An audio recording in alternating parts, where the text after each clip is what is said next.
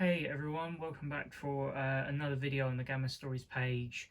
I'm not sure if this is going to be up on YouTube. I did endeavour to try and get things up on Library.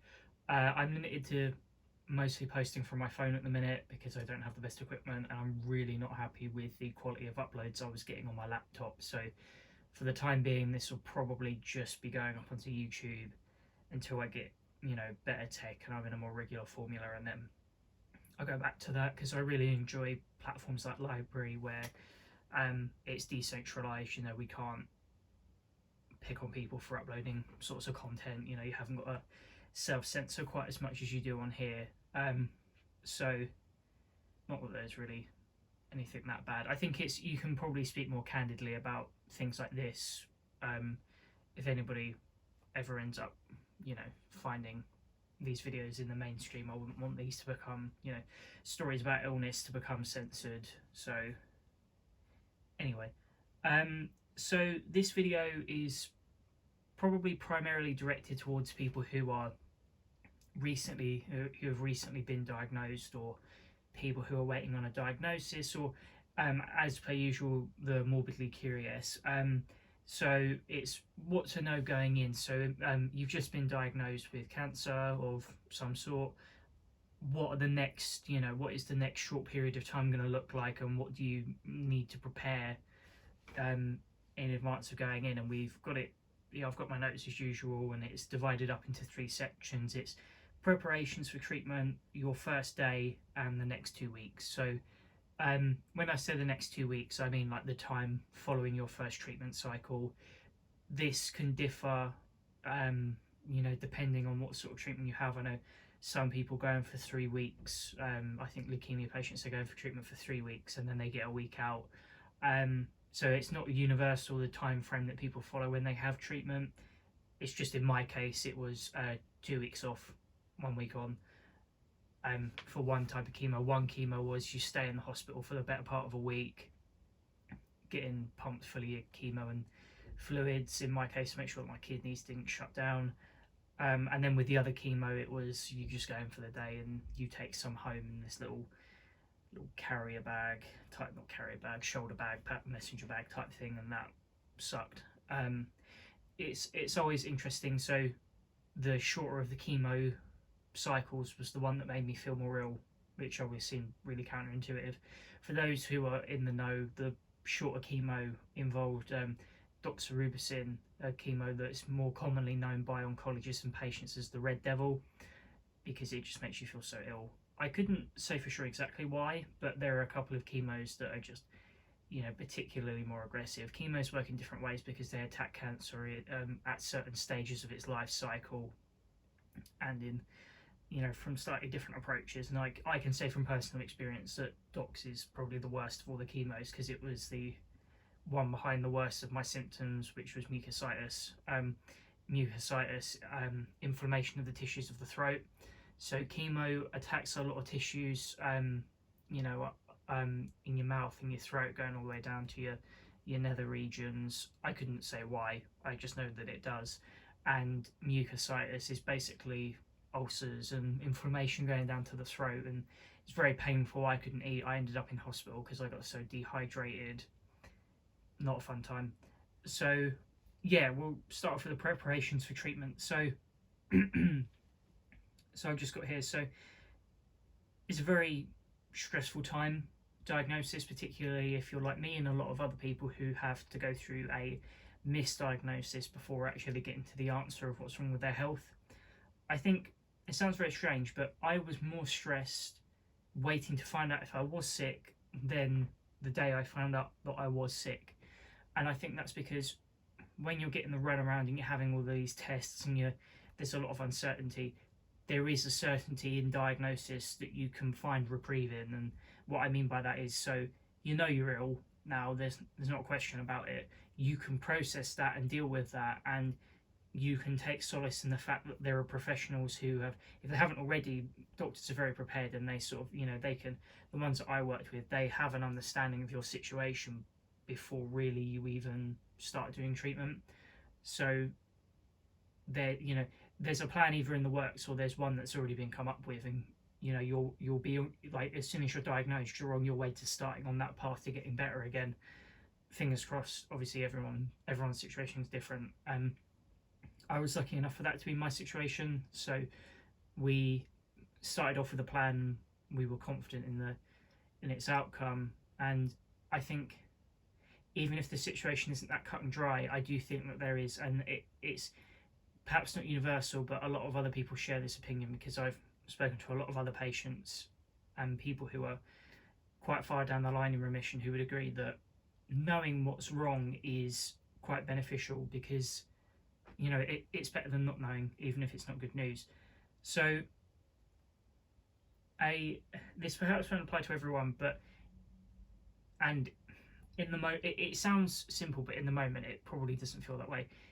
You need to go down the path of whatever gets you diagnosed quicker. So I know that I was offered either a telephone call where they say, right, you're ill, go to this place on this day and you start treatment, or you can go in for an in-person consultation. I know it sounds simple, but pick the telephone call because it will get you into treatment quicker.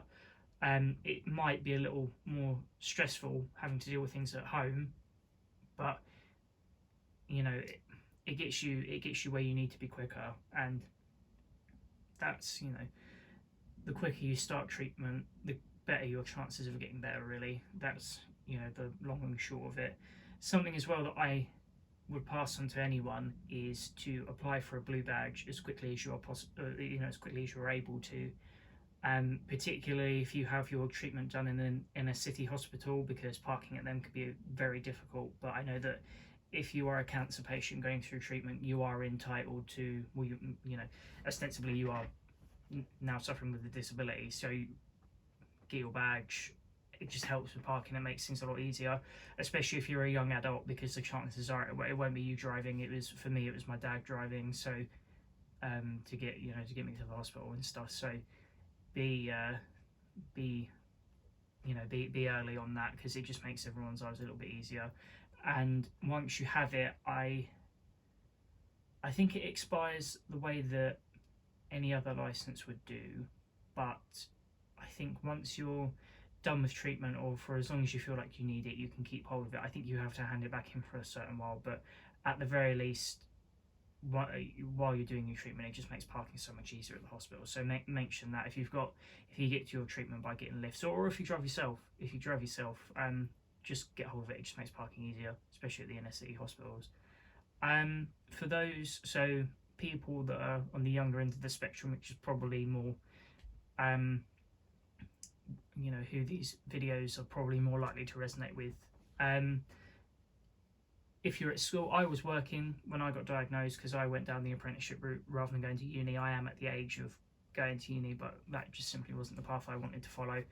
Either way, you need to have very candid conversations with your school or your employers about what your situation is. So typically, to get things started, if you just need some days to process things and get things started, typically just saying, I found out I got cancer, that's usually enough to get you the space you need.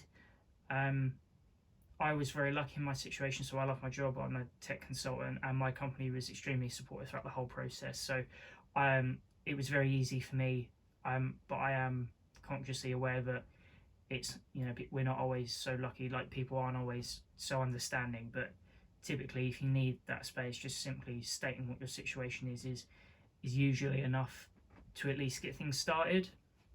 At least I would say. Managing expectations is very important. So going through something like this is something you can only fully understand if you've gone through it yourself. What I mean by bringing that up is, when you're having these kind of conversations, you need to be clear about what the reality of it is. So you're going to be unwell for a long time. So managing the expectation that if you need time away from school or work, you might not be able to return to it as quickly as they may like. If you're at school, I've met people who decide to carry on with their schoolwork going through treatment, and I think that's really impressive. I struggled with my cognitive functions when I was ill, so I'm not sure I would have been able to do the same. So, keeping a conversation ongoing about what you feel you're able to do and sticking to what you can, I think, is very important, because If you don't, then people aren't going to understand, and you could create some difficult situations. Not your fault, but managing, you know, keeping people in the loop about how you're feeling and what the future is going to look like is very important to make sure that you are getting the support you need. Most young people in the UK are going to be linked up with social workers from a company called Click Sergeant. They're a charity that supported me a lot throughout my treatment. So these social workers are there, so you can liaise with them if you feel like you aren't getting the support you need from school or work or at home. I think they connect with. I know they connect with a lot of young people going through cancer treatment. So chances are you'll bump into them, and they're sort of the angel on your shoulder. You know, your Jiminy Cricket to make sure that you're being looked after. So try not to stress about it too much. Before you actually, in fact, I'll probably cut takes so I can have a sip of water so I look shaky through before I move on to the next point. Sorry about that. I was aware I sounded like Ron Perlman throughout the last video, like I was about to get ready to do a Fallout intro or something. Want to make sure I wasn't sound like I was choking gravel throughout the whole video, so I thought I'd just cut takes there. Before you actually start treatment, and this is part of the reason I say to get diagnosed as quickly as you're able to help assist. You got to go through a lot of tests and procedures that you probably aren't expecting before you can actually start having chemo. And the biggest part of this, and the thing that I wasn't really quite sure about and came as quite a shock to me, even though it has such a big impact, is get ready to be fitted with either a port or a PICC line. Now, I can't speak to what the experience of having a port is, but a PICC line. So I've still got the scar here. If you look at my socials, there's pictures and videos about it. The video of me having it removed is quite unpleasantly satisfying.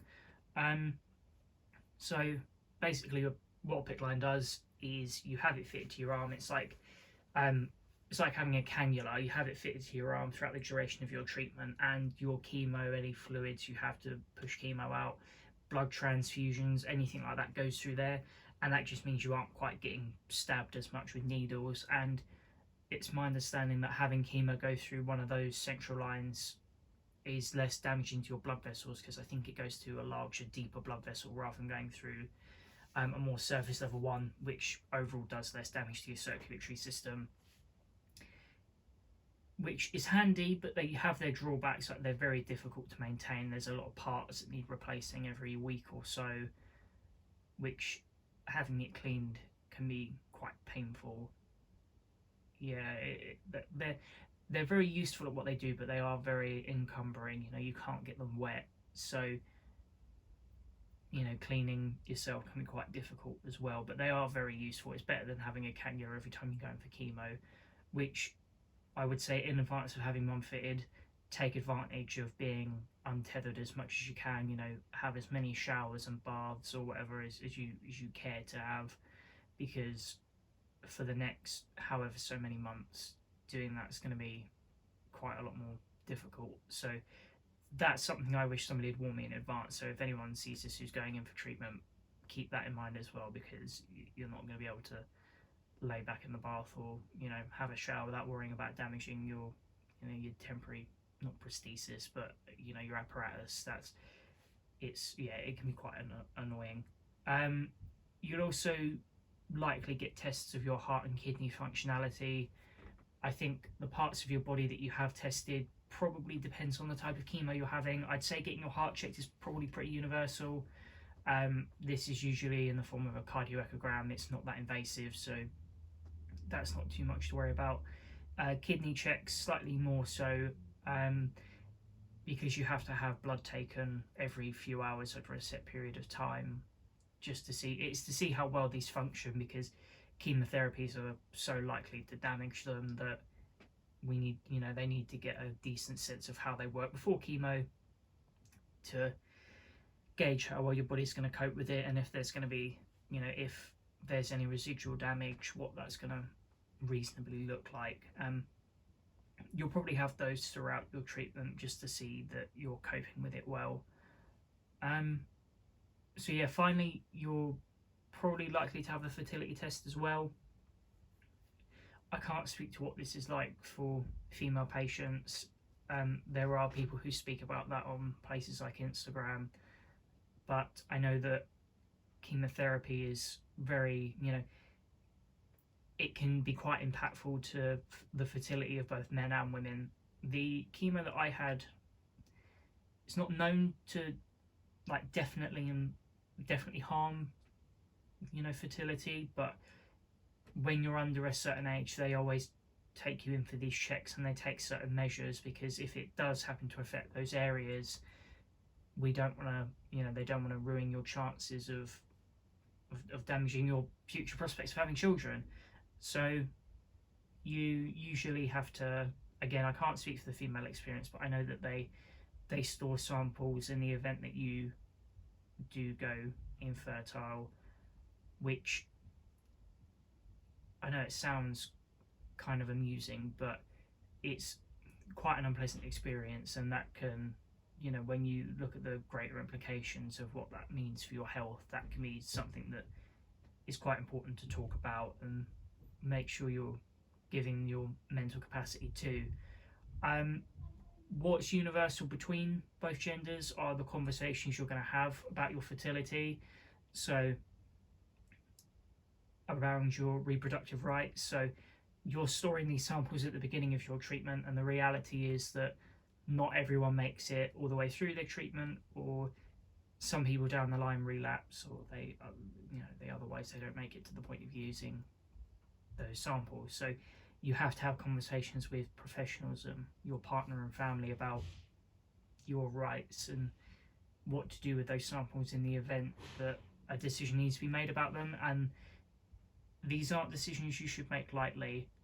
I think, casting my mind back, I know with me and my fiance, I'm pretty sure, I don't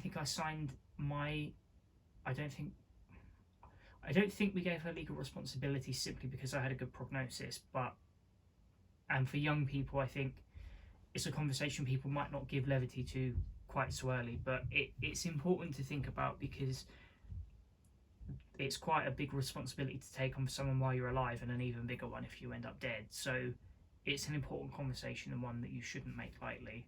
I'm just going to cut takes again. Just realised between takes I don't have the usual hat that I usually wear for this, because I shave my head before I went away. After treatment, hair tends to grow back. It's quite curly. It's like newborn's hair. I actually have to use baby shampoo on it because it can get quite greasy. So yeah, I shaved it before I went away because it was starting to look a little bit silly, so I didn't feel the need to wear the hat like I normally do. Yeah, so moving on to what your first day of treatment's probably going to look like. The first days, it's long and uncomfortable, particularly if you have strong chemo the way I did, and you're probably not going to know what to expect. I know I didn't. The primary things I would say is take someone with you who is going to keep you in a positive mindset, who's organised and can help keep you entertained. I was lucky to have my parents and my partner, all number of family available to help me on any given day to go and have my chemo. So I was very lucky in that regard. I would also say bring a lot of food. I think if you go to in a city hospital, it's quite lucky, because there's usually restaurants or new foods in the vicinity that you can try. I know you can get Deliveroo sent up to the hospital that I was in, which is quite cool. But yeah, if not, I'd say take loads of snacks anyway. Just if anything, because eating passes the time. But it's just always good to take with you. So if you haven't met your consultant already, this is probably where you'll meet them. You'll talk to them in a Macmillan nurse, and they'll basically run you through what you don't know, and that's what treatment's going to look like, what they're giving you, what the effects are, and you'll have to sign a big document that basically says that you give permission for them to use this stuff on you, so that there's no legal recourse in the event that you end up getting sicker. But I'd say that you only get sick from treatment in the sense that you have to break eggs to make an omelette. So chemo makes you very unwell, but the alternative is death. But obviously you have to sign those documents so that you recognize, to show that you recognise that reality, and it's an unpleasant one, but it's one that you have to face and rationalise. So that in of itself, signing those documents can be quite a big moment. That's why I take a moment to mention it. So once you've done that and you understand, they'll run you through what the situation with your cancer is like, and they'll show you what the treatment is and what the aims are of your treatment. Because obviously, there's cure is the ultimate outcome, but I don't think they typically talk in terms of that. So they talk about what the schedule is for treatment and where surgery fits into all of that, and yeah, it's sort of explaining what the plan is. So then you'll be taken around to wherever your treatment is. Oh, make sure to ask questions as well. So if you have any questions, ask them all now, because they're the best person to ask it. So then you'll be taken around to wherever it is you'll have treatment, and you'll meet your nurses, and you'll see other patients who, if your treatment aligns with them, you'll probably bump into them quite a lot. So I'd say it's important to socialise with both your nurses and the other patients, because you'll be spending a lot of time with them. And nurses have seen it a lot. They'll be able to answer any questions about treatment and side effects and what to do in the event of something bad happening. And patients that are already there already know what it's like. So if you can build a good relationship with other patients, then it's mutually beneficial in terms of you expand your support network, and you can pass knowledge and experience back and forth that can hopefully be utilised to make the process of going through cancer just that little bit easier. You'll be given a lot of new medications as well over the first few cycles, because not everyone takes to treatment in the same way. People respond differently to different medications, and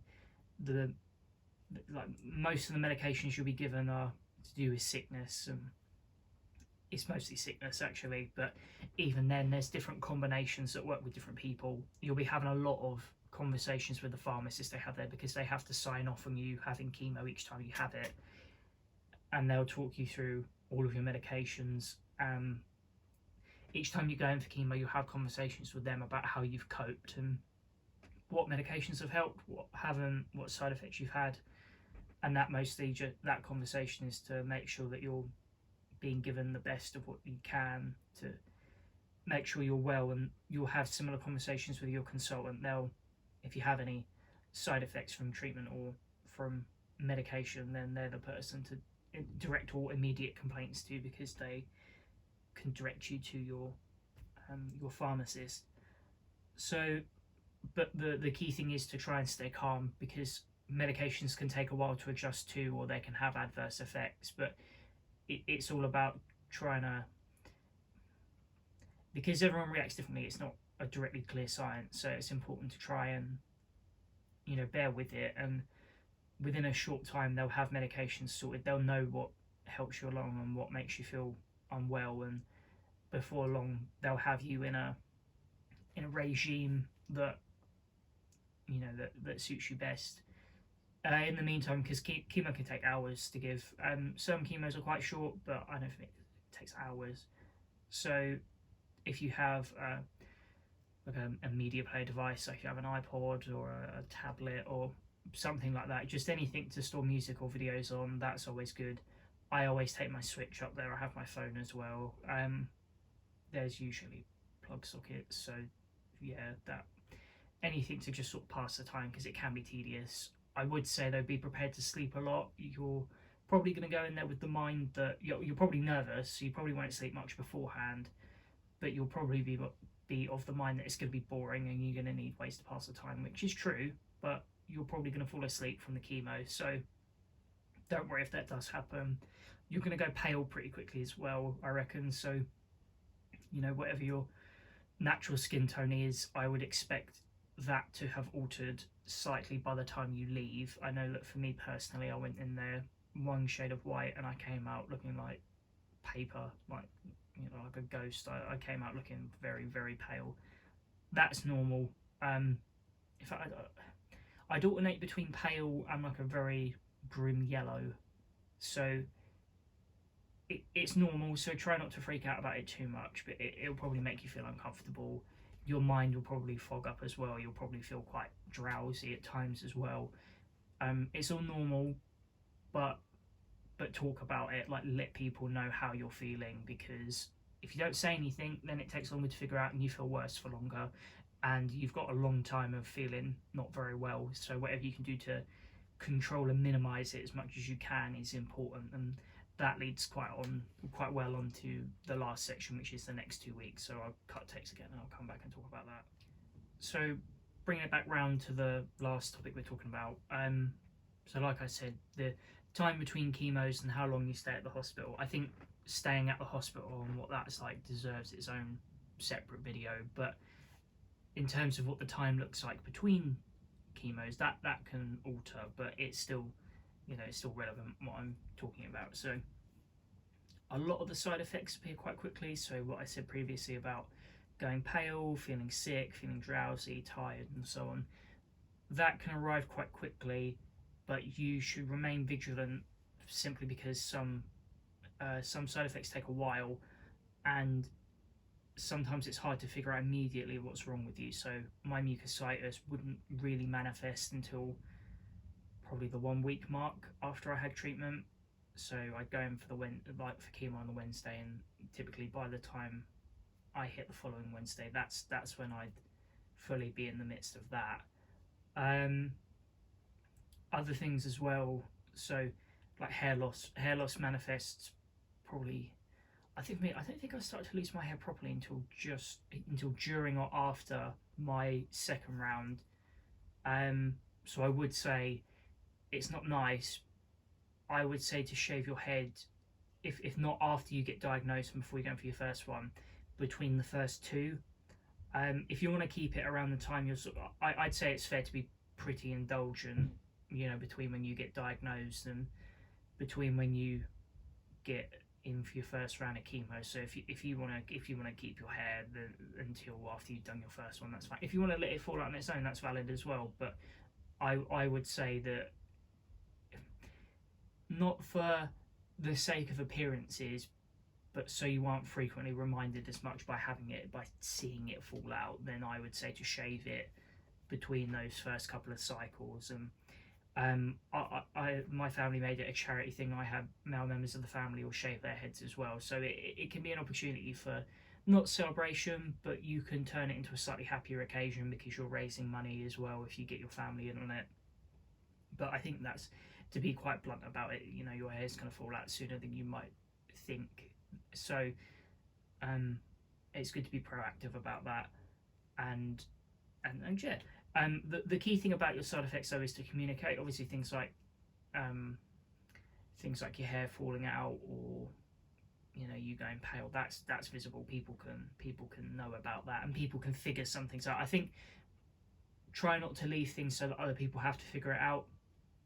If you feel tired and you're out and about, or if you're at home, or if quite frankly you get annoyed because somebody won't shut up and you are feeling ill and you don't have time for it, then communicate that, because it's all about, you're not going to feel well probably at all throughout treatment, depending on what you have, but it's important to minimize it, to keep you in as good a state as possible. So communicate how ill you feel and what you're feeling. If you need to go to, you'll probably between chemos you'll probably go and see someone at a hospital or medical centre to have your PICC line redressed. In fact, that probably deserves its own video as well. So yeah, if you see a doctor there, I saw a doctor, the loveliest lady ever, Dr. McGuinness, who is like the sweetest lady ever, no question.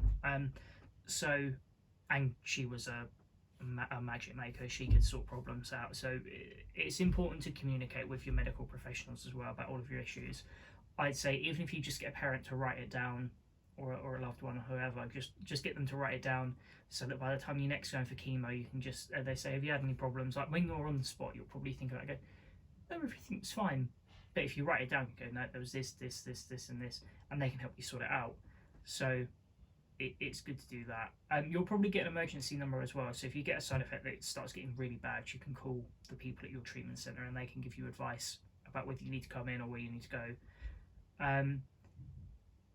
To try and keep some of the side effects away, you'll have a lot of medication I think I said previously in the last video, it goes down the further you get away from each cycle. So you'll start off like the first like 2-3 days afterwards, you'll have like 10-15 pills to take a day, but that will reduce as you go on. But the point of me bringing it up is to try and, it's good to get into a routine. So getting a Dosset box that tells you when in the day to take your tablets is good, because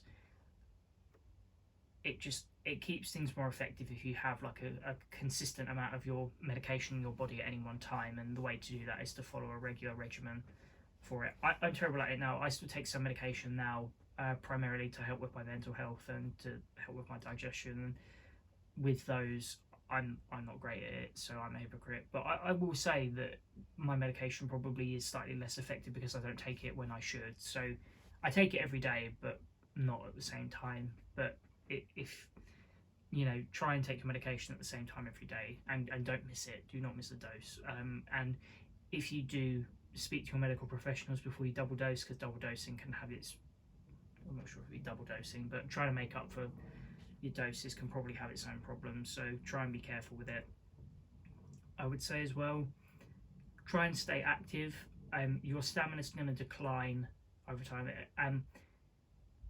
It can, I'd say it probably plateaus after a while, but what it is good to do is to stay as active as you physically can, because then, you know, then there's less work getting back up to where you used to be after you finish treatment. So, and my family was great at, you know, getting me out of the house at least once a day so that I can, you know, maintain what physical fitness and stamina I can, and I pass that on to you. So try and stay as active as you feel you can, because then it's less work afterwards. I think the last point as well is, yeah, going on from that as well, I've got a couple more points. So it's normal to feel a lot more tired than you normally would. But yeah, rest when you need to. You're going to be a lot more tired and you'll probably sleep a lot more. And after going up for like a short walk, you'll probably feel quite crappy and you might need to go to sleep. And that's normal, and you should understand that, and you should make sure the people around you understand that as well.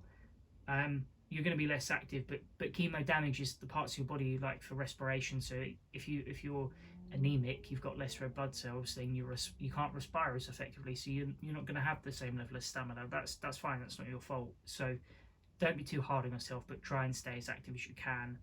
And when it comes to food, I'll say what I said before.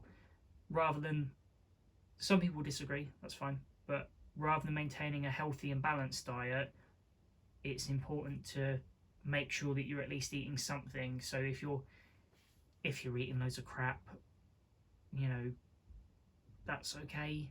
I'd say it's okay for the time being.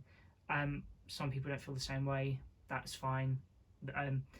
Chemo and cancer don't affect everyone the same way, so I wouldn't expect everyone to deal with it in the same way. There's not a right way of dealing with things.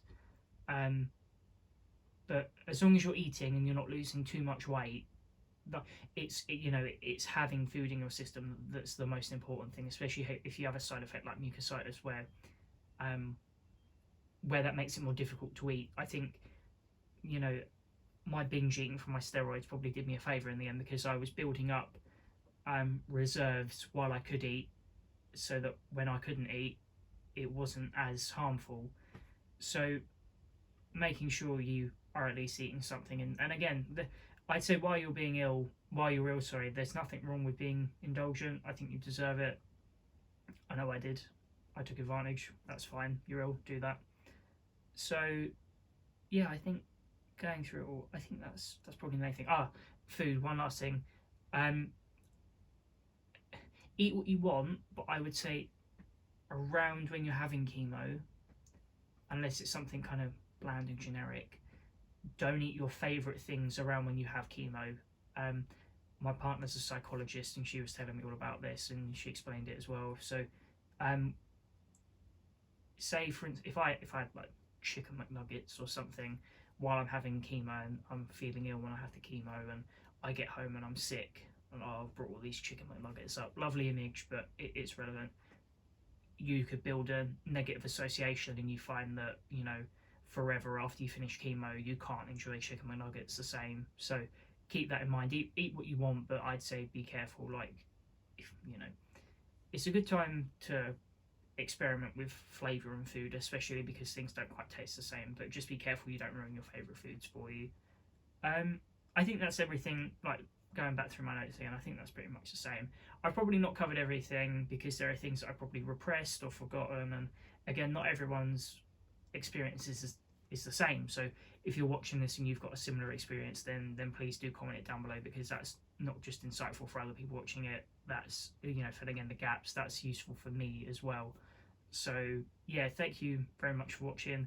I'm hoping the quality of videos is steadily, you know, inclining. Like the first video, I forgot to plug my mic in. The second time, I exported it at a poor quality when I didn't mean to. Like I said, I'm probably going to refrain from uploading on Library just for now until I'm satisfied with the quality of videos that I can get up on here. It's got an extra stage of processing which requires me to do it on my laptop, but my laptop's not, you know, it's good for typing, but it's not great for video stuff. So that was meaning that I was getting, you know, videos out that weren't perfect. Well, nothing's perfect, but when I do it on my phone and upload just to YouTube, then the quality I'm getting out is slightly better. So I'm going to stick to that for now, but if anyone's got any advice on that, I'd appreciate that as well. Yeah, so if, you know, as usual, if you enjoyed it, feel free to stick around and share your experiences. If not, tell me to go away. That's fine. And if you tell me enough times, I probably will. So yeah, hopefully I'll have another video out soon. And yeah, thank you for stopping by.